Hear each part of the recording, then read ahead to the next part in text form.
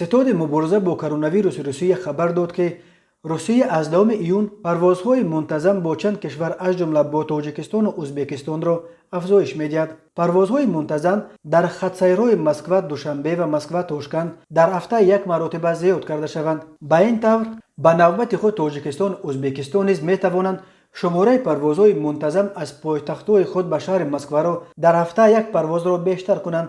فعلا از دوشنبه به مسکو و از تاشکند به مسکو هفته 2 پرواز انجام می شود.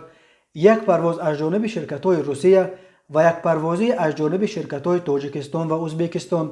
روسیه از 1 اپریل به پروازها بین تاجیکستان و روسیه اجازه داد. پروازهای منتظم بین دوشنبه و مسکو را از جانب روسیه شرکت یوت ایر و از جانب تاجیکستان سامان ایر انجام می‌دهند و به 3 شرکت دیگر هواپیمای روسیه اورالسکی اویالینی، سیبیر و یامال حق انجام پروازهای چارتری از فرودگاه‌های تاجیکستان به فرودگاه‌های روسیه داده شده است. باز یک شرکت دیگر روسی سیورنیویتر نیز در این بازار کار می‌کرد، ولی اگنتی اویاسیون گرجدانی تاجیکستان روز 17 مای این شرکت را به دلیل به طور صنعی بالا بردن نرخ چپتاوش از حق انجام پروازهای چارتری محروم کرد.